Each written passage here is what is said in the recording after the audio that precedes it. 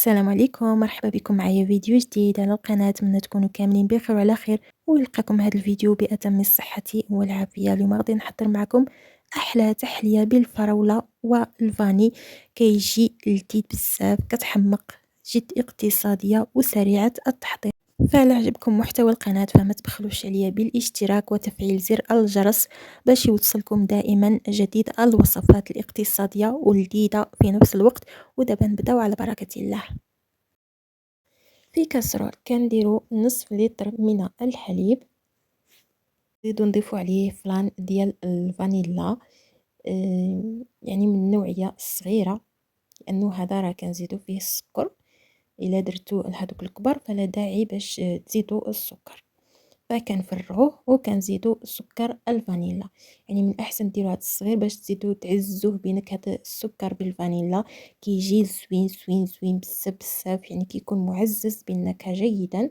الا كان عندكم الروح ديروه، يعني في بلاصه ما ديروا السكر ديال الفاني.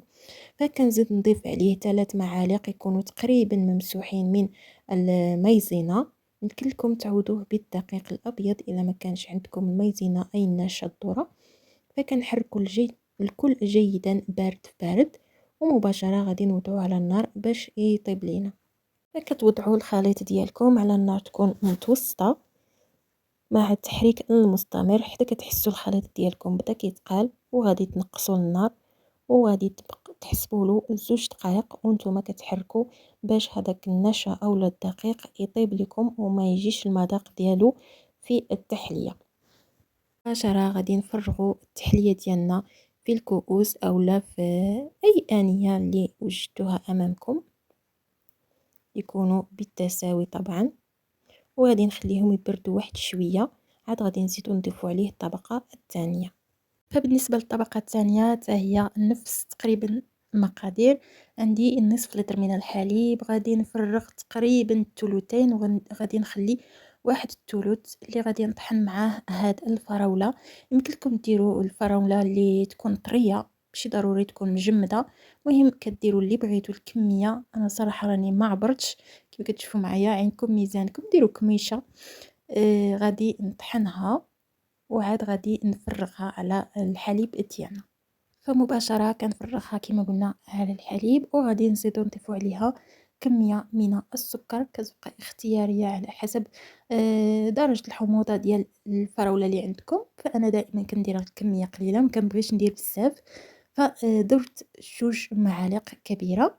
فغادي نزيد نضيف عليهم 3 ملاعق كبيرة من مايزينا أولا نشا الذرة، يكونوا تقريبا ممسوحين كما العادة. يعني أنا دائما كنقولها لكم كقاعدة، نصف لتر من الحليب أو الماء كتضيفوا عليه 3 معالق يكونوا تقريبا ممسوحين من المايزينا أولا من الدقيق. فكنحركوا الكل بارد في بارد، ومباشرة غادي نطيبوه على نار تكون متوسطة، وانتم كتحركوا فيه في نفس الوقت يتحسوا الخليط ديالكم بدا كيتقال. فغادي تنقصوا البوطه وتحسبوا له 2 دقائق وانتم كتحركوا باش تمشي هذاك المذاق ديال المايزينا اولا نشا الذره. فكما كتشوفوا معايا، شوفوا القوام ديالو كيفاش ولا، حتى هذيك الرغوه اللي كانت فيه في البدايه راه مشات، واللون ديالو راه بدا كيبان مزيان حسن من الاول. صافي غادي مباشره نفرغوه في الكؤوس ديالنا اللي ديجا بردو. فكتحاولوا تقادوا لهم الوجه ديالهم بالملعقه بهذا الشكل هذا باش ما يبقاش هكاك مكمش، حيت اصلا غادي نزيدوا له واحد طبقه من الفوق باش يكون وجه مستوي.